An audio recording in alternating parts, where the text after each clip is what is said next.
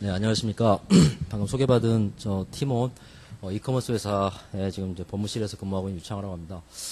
와보니까 진짜 굉장히 많은 분들이 오셔서 이렇게 원래 이제 큰 행사라는 건 알았지만 이렇게 진짜 직접 와보니까 이게 정말 엄청나게 큰 행사라는 것을 좀 절감하게 되는 것 같습니다. 저는 뭐 간단하게 이제 소개를 좀 드리자면 저는 처음에 이제 직장 생활은 그 론스타에서 좀 시작을 했고요. 그리고 이제 거기서 한 2년 근무하고, 다음 커뮤니케이션에서, 제 동료들도 지금 몇 분들 와 계시는데, 다음 커뮤니케이션에서 한 13년 정도 근무를 하고, 그때 이제 개인정보 업무도 좀 맡았습니다. 맡고, 그리고 이제 테크앤로라고 하는 이제 로펌에서 한 2년 정도 근무를 하고, 지금 이제 팀원에서 근무를 하고 있습니다. 그래서 다음에 있을 때부터 계속 이제 개인정보에 대한 이슈에 대해서는 이제 좀 많이 좀 관여를 하게 됐었고, 지금도 이제 계속 이제 지금 회사에서도 그렇고 이제 관심을 당연히 이제 주된 분야로서 지금 보고 있는데요. 오늘 발표를 사실 드릴 내용은 사실 이제 제목은 굉장히 거창하게 5G 시대에서 뽑았지만 사실 제가 기술자도 아니고 여기 이제 굉장히 이제 고수분들이 많기 때문에 제가 이제 당연히 하나의 여러 가지 참고 문헌들을 보면서 추측을 한 건 있지만 아마 부정확한 내용이 아마 상당히 좀 많을 거라고 좀 생각이 됩니다.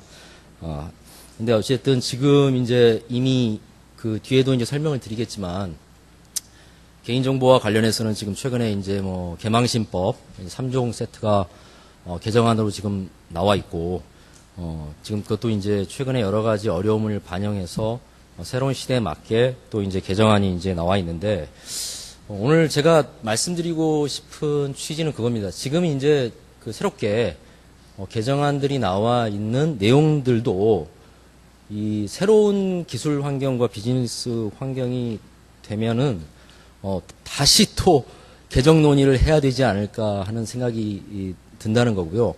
거기에 대해서는 사실 당연히 오늘 제가 무슨 거기에 대한 어떤 해답을 드릴 수 있는 것은 아니고 당연히 하나의 문제 제기가 되는 정도라고 생각이 들고요. 하여간,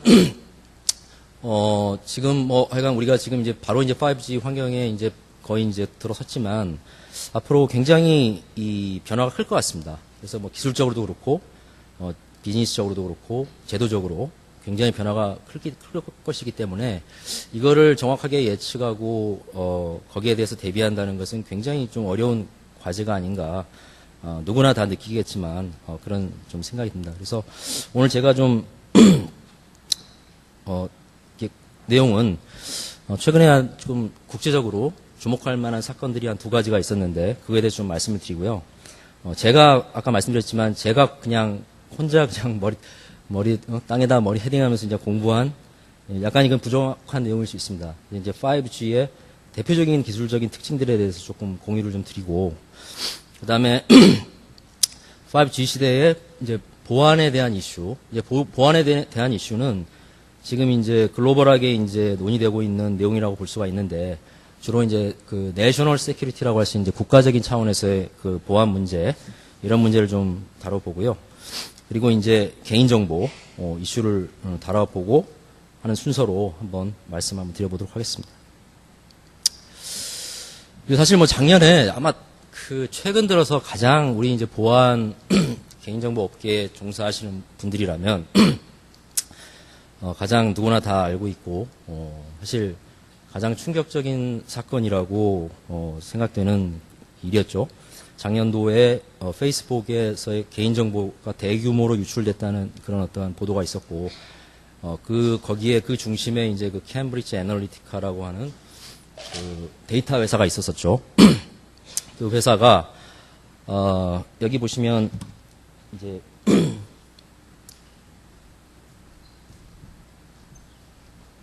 포인터가 안 되는데 네 이 두 분들이 이 할아버지가 그 미국에서 공화당의 아마 다섯 손가락 안에 드는 그 갑부인데 컴퓨터 사이언티스트입니다.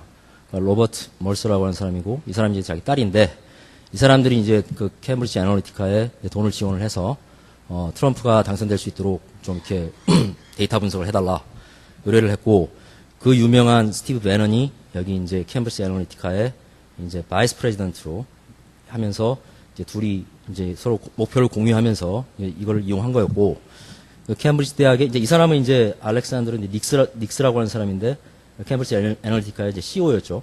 그리고 이제 캠브리지 대학에 이제 그 데이터를 전공하는 이제 코건 교수라고 하는 사람인데, 이 사람이 그 페이스북에서 그 주커버그가 정말 그 혁신적으로 도입했던 오픈 그래프 API라고 하는 그 API를 통해서 사실 이 8,700만 명의 그 정보를 이제 빼가서 이걸 캠브리지 애널리티카에 그대로 이제 넘긴 아주 희대의 사건이었던 거죠.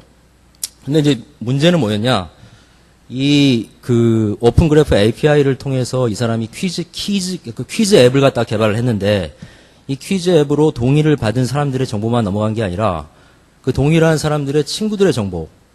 근데 그 친구들의 정보가, 더더욱이나 모든 민감한 정보, 이 사람의 정치적인 성향, 뭐, 여러 가지 뭐 성적인 취향부터 시작해서 모든 정보가 다 간 겁니다. 그러니까 동의하지도 않았음에도 불구하고.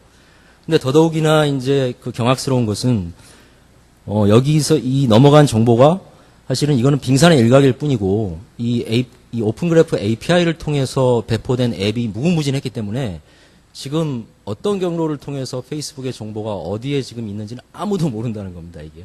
그래서 단순히 캠브리지 애널리티카를 통해서 이런 정보가 나갔다는 것 자체가 중요한 게 아니라 그만큼 페이스북이 이 개인정보를 너무나 공격적으로 이용하고 전혀 이 프로텍션이 되지 않았다는 게 사실 이 사안의 핵심이었고요.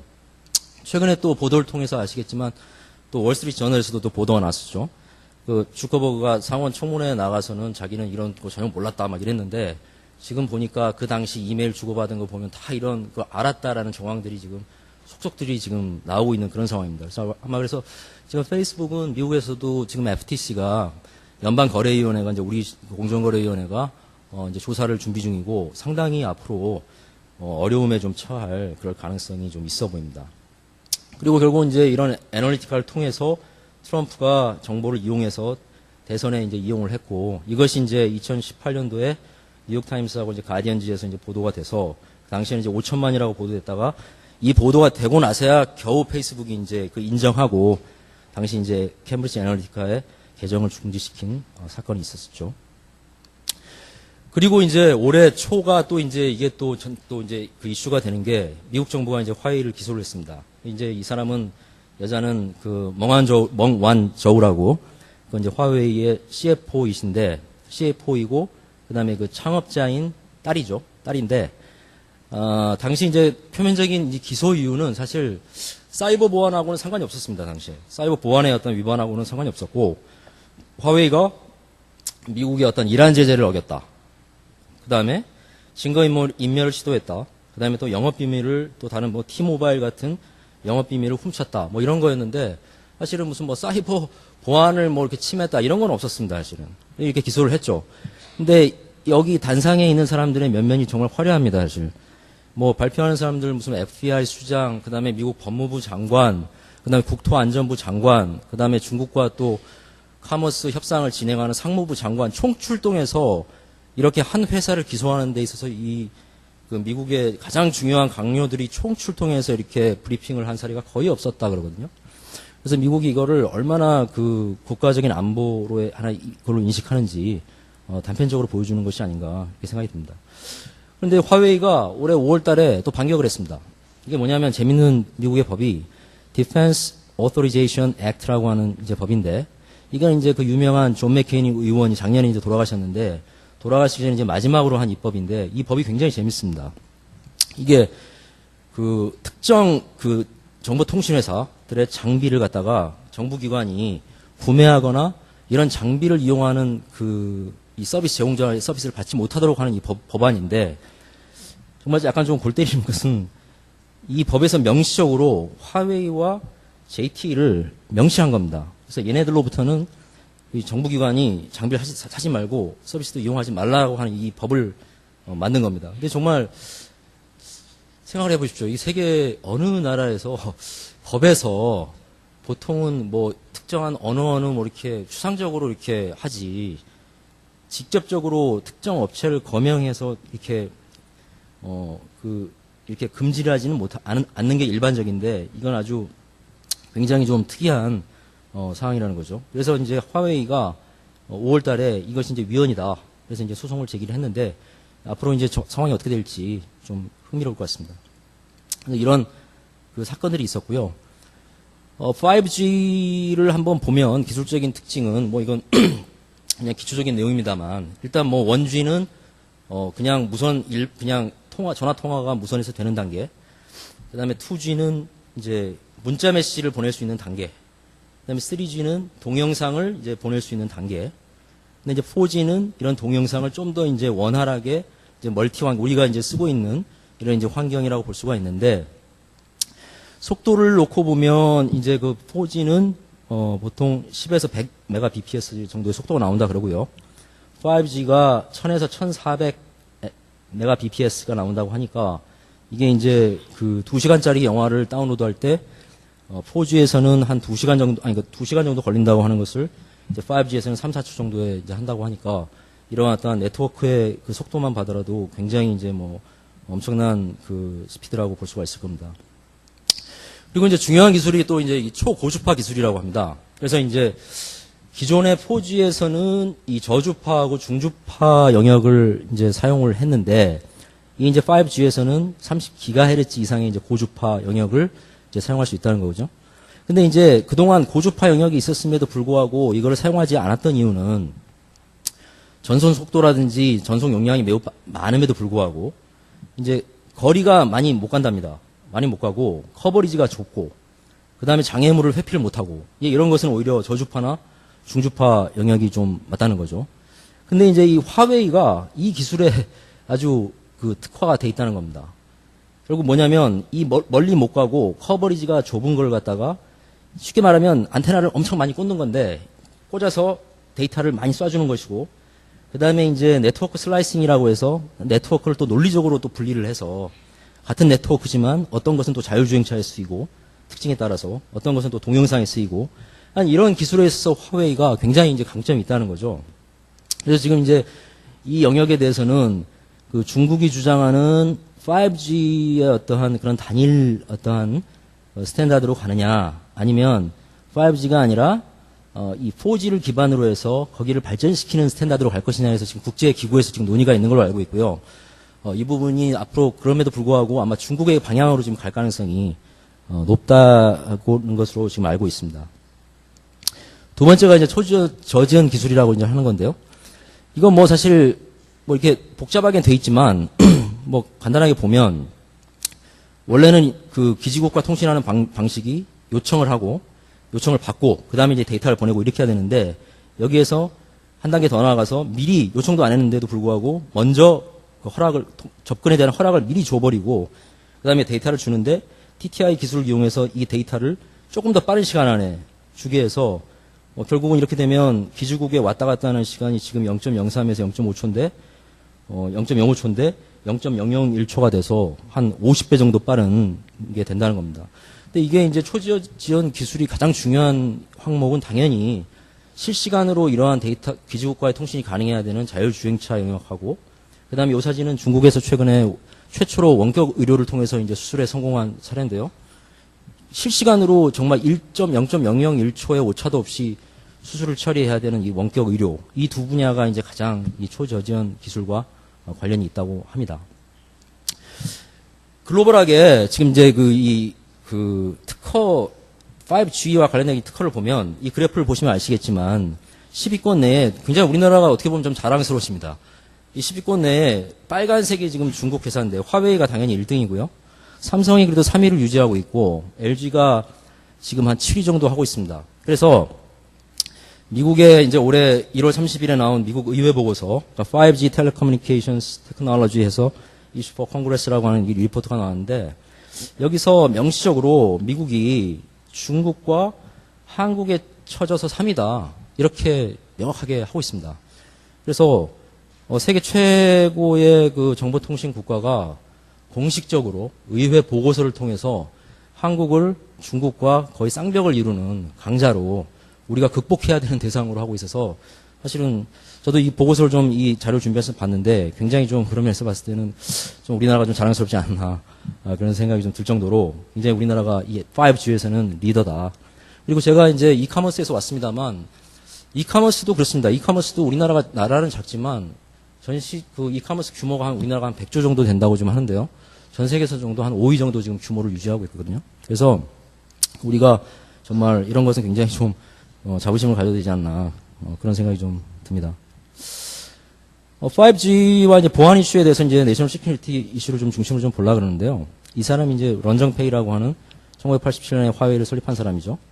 거의 뭐 왕하고 신하를 보는 듯한 그렇다 표정도 좀 그렇고 이제 그런 느낌이 드는데 2018년도에 매출액이 화웨이가 한 107조 원 정도를 했다고 합니다. 굉장히 어마어마한 매출을 한 거죠. 근데 왜 이렇게 미국이나 뭐 이렇게 서방 세계가 화웨이를 의심할까?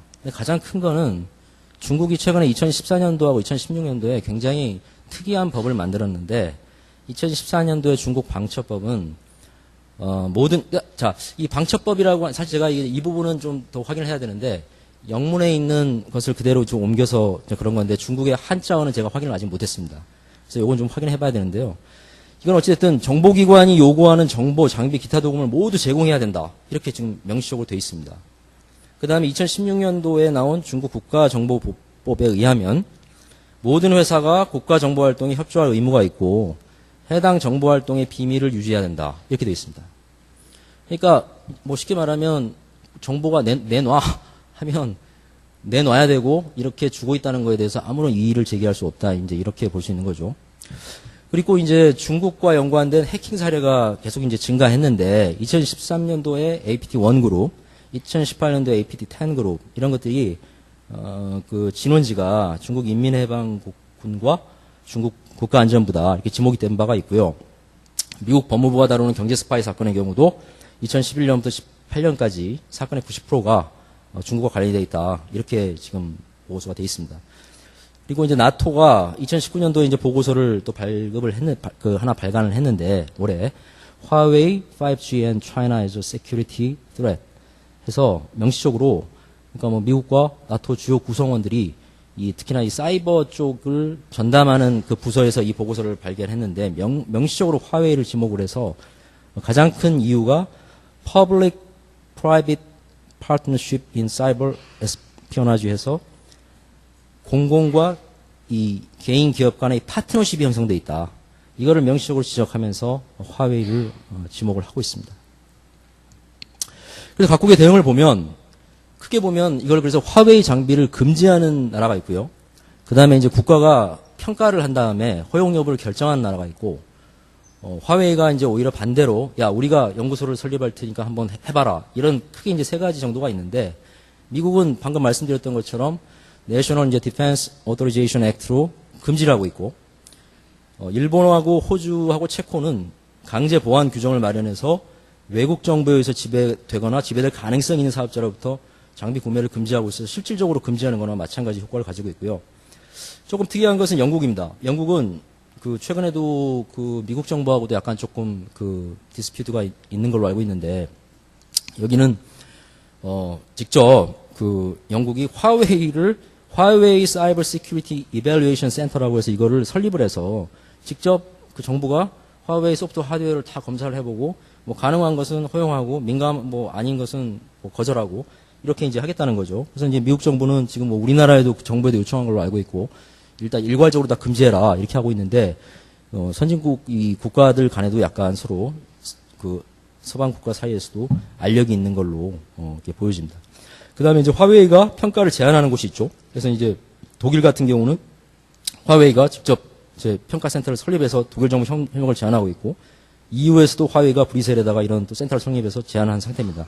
근데 이제 EU 커미션, 그러니까 EU 집행위원회는 올해 6월까지 이제 국가 단위에서 걔네들이 이제 회원국 단위에서의 그 리스크 분석을 완료한다고 그러고, 2019년 10월까지는 그 EU 단위에서 리스크 분석을 완료를 해서 여기에 대해서 이제 어떻게 전 EU적으로 대응할 것인가를 연구를 하고 있다고 합니다. 그래서 사실은 그 여러 가지 이제 우리가 이제 이 화웨이 사태를 볼 때 뭐 국가 내셔널 시큐리티다, 뭐 국가 보안이다, 뭐 이런 이슈가 있는데, 실제로 지금까지 미국이나 다른 서방 국가가 화웨이가 어떤 백도어를 그 설치를 해서 정보를 빼갔다라고 하는 증거를 한 건도 제시를 못했습니다. 사실.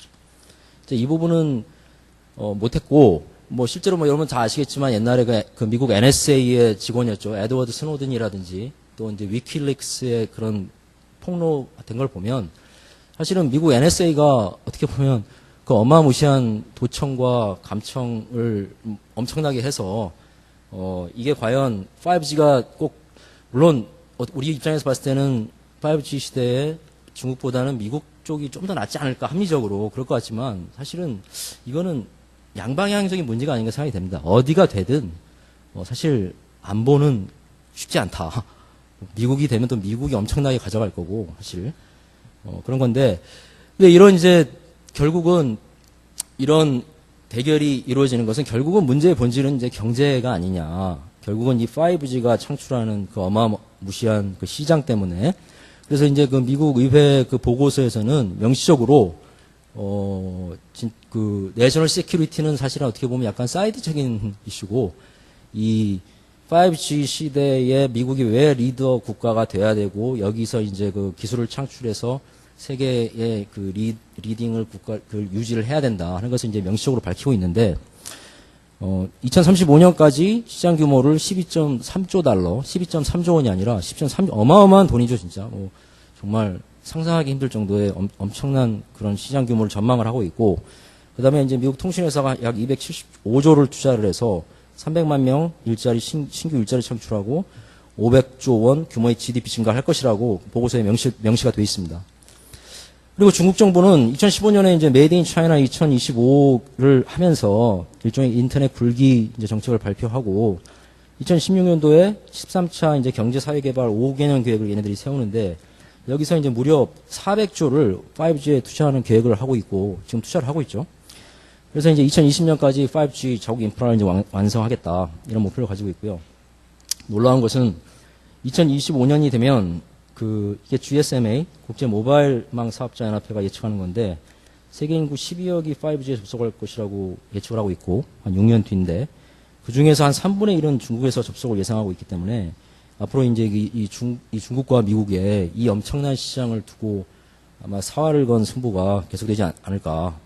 그래서 지금 논의되고 있는 여러 가지 뭐 국가 안보 때문에 무슨 뭐 하는 것은 사실은 표면적인 이유고 결국은 이런 경제적인 이유 때문에 양 국가가 지금 뭐 무역 분쟁도 하고 있습니다만 이런 보안을 내세워서 화웨이에 대한 이슈가 되는 게 아닌가 이런 생각이 듭니다. 개인정보 이슈로 한번 좀 간단하게 좀 보겠습니다.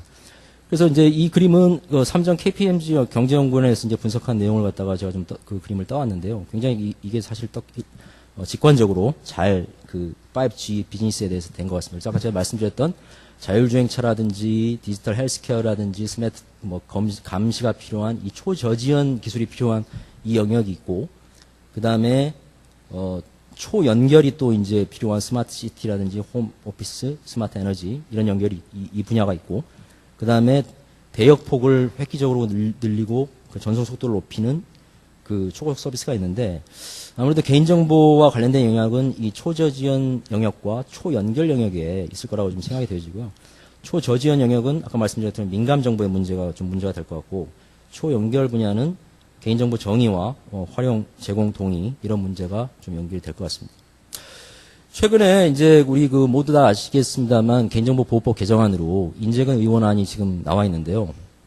여기서는 사실 여러 가지 그 개선된 사항을 다루고 있습니다. 그래서 개인정보 정의 조항에 있어서 개념 제한을 하기 위해서 다른 정보 입수 가능성이라고 하는 것을 개념을 도입하고 합리적으로 또 고려해야 된다. 굉장히 뭐 법에서 참 법문에서 법이라고 하는 게 다 합리적인 건데 특별하게 또 합리적이라는 말을 쓴다는 것 자체도 어떻게 보면 약간 뭐 다른 건 안 합리적으로 해도 되는 건지. 근데 그래서 개념에 제한을 하고 있고요. 그 다음에 이제 또 특이한 것은 가명정보에 또 개념을 도입하고 있죠. 그래서 가명정보에 대해서는 또 약간 그 동의 없이도 통계 목적으로 할 수 있도록 그 뒤에 좀 설명을 드리겠습니다만 하고 있고 이러한 그 모든 수단을 합리적으로 고려할 때 다른 정보를 사용해 더 이상 개인을 알아볼 수 없을 때는 이 개인정보법이 적용되지 않는다는 적용 제외 규정을 하고 있어서 이런 면에서 봤을 때는 굉장히 진일보한 그 내용이라고 볼 수가 있는데 문제는 이런 초연결 환경에서 다른 정보의 입수 가능성 그다음에 추가 정보의 사용 결합.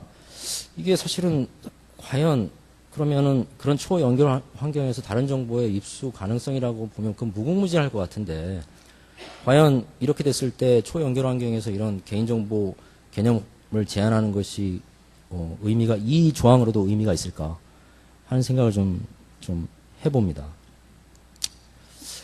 그리고 개인정보 이용 제공 가능성도 그 당초 수집 목적과 원래는 수집 목적 범위 내에서만 이용하고 제공할 수가 있는데 합리적으로 이제 관련된 범위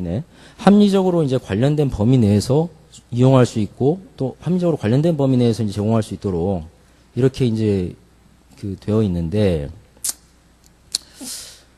사실 이것도 그렇죠. 초연결 환경과 그런 환경에서 과연 개인정보를 이용한다고 했을 때 합리적으로 관련되지 않는 범위가 있을 수 있을 것이냐. 아마 굉장히 그거를 판단하기가 쉽지 않을 거라고 보여집니다.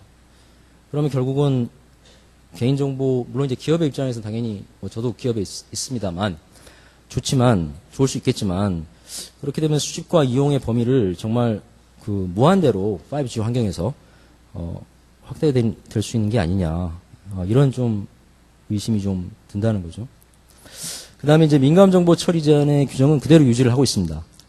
근데 이제 아까 얘기했던 그런 초저지연 환경에서 헬스케어라든지 또 스마트 공장이라든지 또 그런 감시가 또 필요한 이런 환경, 그 다음에 또 자율주행차, 수시로 나의 그 위치 정보나 이런 개인정보가 계속 쌓이고 추적이 돼야 되는 상황에서 이런 민감정보 처리라고 볼 수가, 그런 경우도 민감정보 처리와 굉장히 민감하게 될 것 같은데 이런 초저지연, 이런 정말 지금보다 약 50배 이상 빠른 속도로 기지국과의 정보 소통이 되는 환경에서 이러한 개별적인 동의가 과연 이 현재 23조를 가지고 받을 수 있을 것인지 이것도 사실 좀 의문이 드는 게 사실입니다.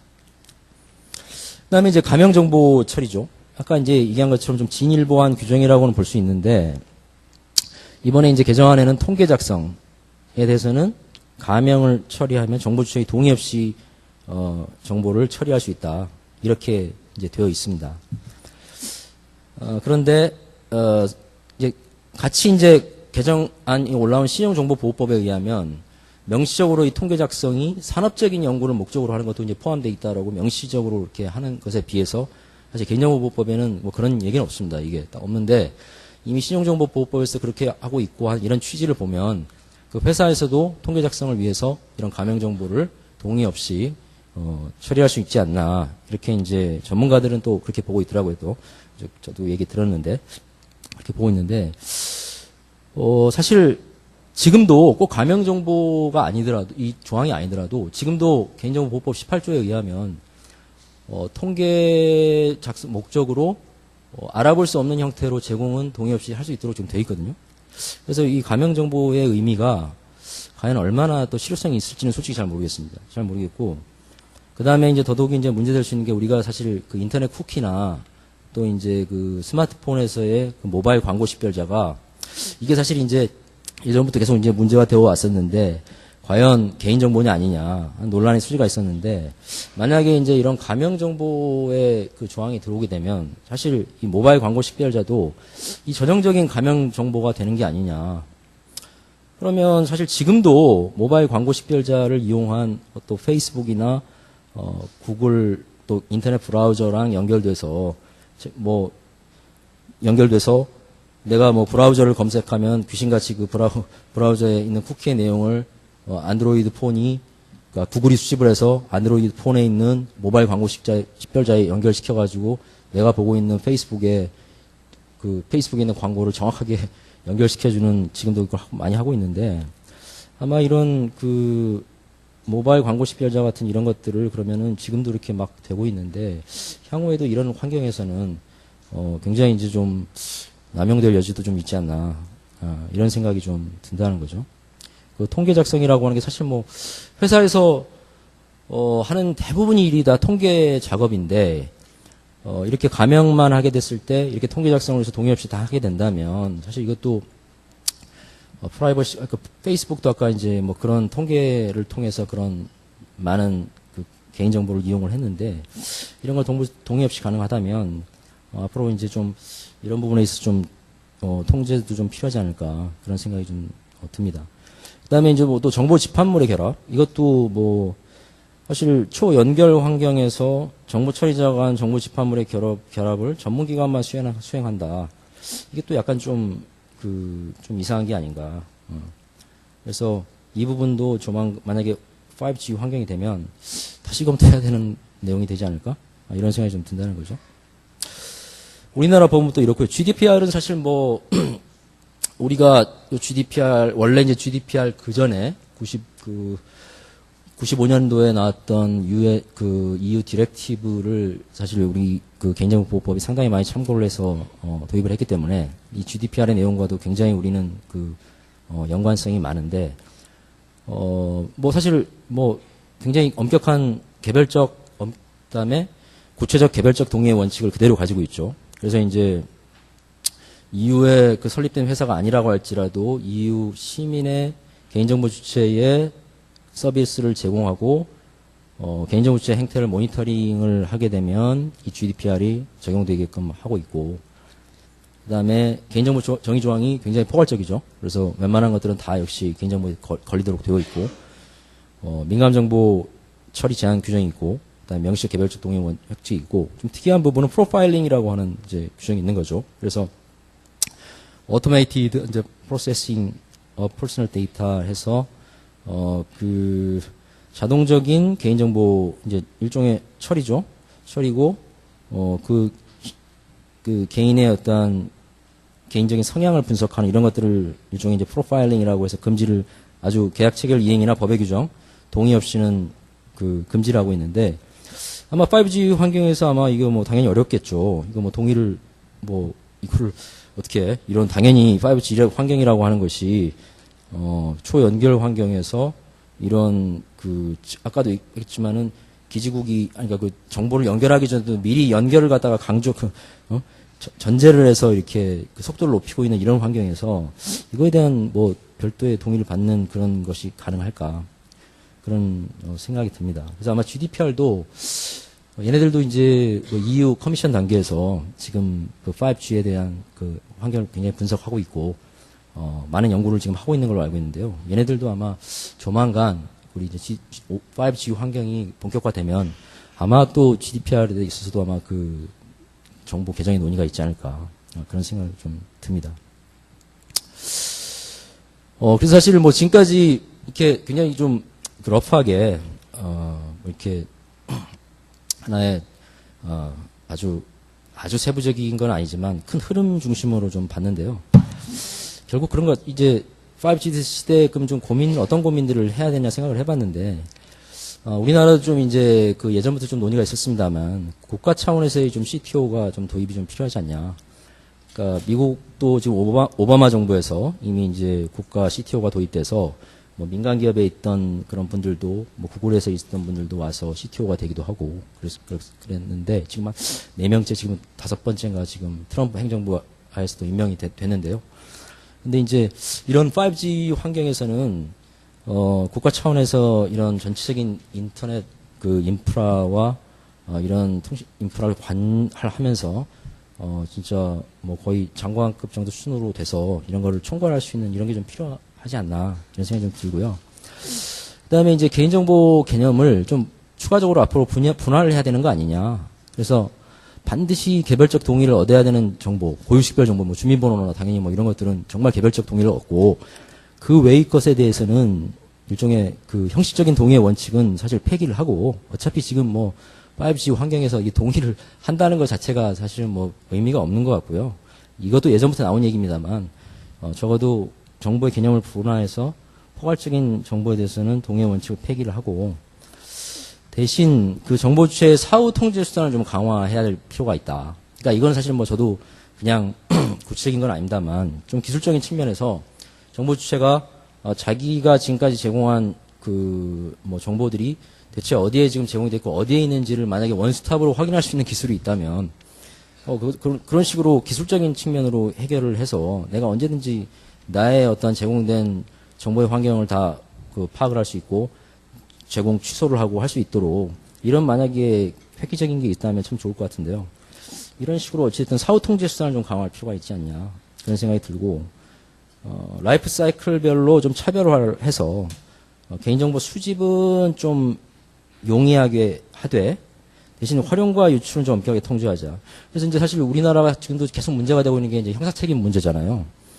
그래서 뭐 얼마 전에도 그 빗썸의 CPO님이 아마 형사 처벌을 받은 걸로 알고 있는데, 이런 자기 업무를 열심히 하다가 갑자기 형사 처벌되고 이거는 굉장히 좀 문제가 있는 것 같고, 대신 어떠한 부당한 어떠한 목적을 가지고서 고의적으로 이거를 팔아넘기기 위한 거라든지 이런 부당한 목적을 가지고서 개인정보를 유출하거나 아니면은 활용을 했다. 이런 것들에 대해서는 좀 굉장히 좀 엄격하게 좀 처벌하고, 그래서 진짜 이런 것들은 정말 일벌백계해서 방금 아까 말씀드렸던 건 자기 일 열심히 하다가 정말 뭐 좀 뭐 이런 것들은 좀 사실은 넘어가는 게 맞죠. 맞고, 대신 이제 또 우리가 최근에 개인정보 관련된 또 법정 손해배상제도하고 또 징벌적 손해배상제도가 도입됐는데, 이것들을 좀 실효화해서 실질적으로 그런 목적범이라든지 그런 이런 부분에 대해서는 민사상 책임도 좀 강화해서 사후 통제를 좀 강화하는 방향으로 그렇게 좀 고민을 해야 되지 않을까 이런 생각을 해봤습니다. 그래서 제가 이제 이 좀 리포트를 좀 요청을 받고 참고 여러 가지 뭐 국내 문헌도 하고 해외 문헌도 좀 참고를 좀 했는데요. 특히나 여러 가지 봤지만 해외 문헌 중에서 그 미국 의회가 발간한 이 보고서가 굉장히 좀 도움이 많이 됐습니다. 그래서 관심 있으신 분들은, 이게 물론 미국 국가의 어떤 그런 이익적인 측면에서 기술이 됐다는 것을 전제를 하고 봐야 되지만, 어쨌든 지금 현재에 나와 있는 여러 가지 기술적인 흐름이나 비즈니스적인 논의, 그다음에 그 국가 안보, 그다음에 그 개인 정보까지 굉장히 좀 포괄적으로 다루고 있어서, 혹시 좀 이 심화 있게 좀 보시고 싶으신 분들은 한번 보시면 굉장히 좀 도움이 많이 되는 내용들이 있을 거라 그렇게 생각을 합니다. 그래서 여기까지 제 발표를 좀 마치겠고요. 좀 두서없이 했습니다만, 사실 뭐 굉장히 뭐 어려운 얘기인 것 같습니다. 사실 뭐 지금도 개인정보가 우리가 지금 벌써 이 법제가 도입되고 본격적인 논의가 된 지가 상당히 시간이 지났음에도 불구하고 아직까지도 개인정보가 대체 뭐냐라고 물어봤을 때 이건 개인정보고 이건 개인정보가 아니다라고 속 시원히 말할 수 있는 사람이 이게 없을 정도로 좀 개인정보보호법이 상당히 좀 어렵고, 또 이게 기술과 관련이 있기 때문에 또 어렵고 한데요. 앞으로는 더 어려워지지 않을까 하는 그런 생각이 들고, 특히나 이것이 단순히 어떤 비즈니스뿐만 아니라 또 중국과 또 미국 간의 그런 국가 간의 그런 알력, 또 시장 선점을 위한 여러 가지 그런 변수들이 있기 때문에 점점 더 우리의 어떤 딱 맞는 스탠스를 정리하고 하기가 쉽지 않아지지 않나 이런 생각이 좀 들었습니다. 네, 발표 여기까지 마치겠고요. 혹시 질문사항이 있으신지. 네, 그럼 여기까지 발표 마치겠습니다. 네, 감사합니다.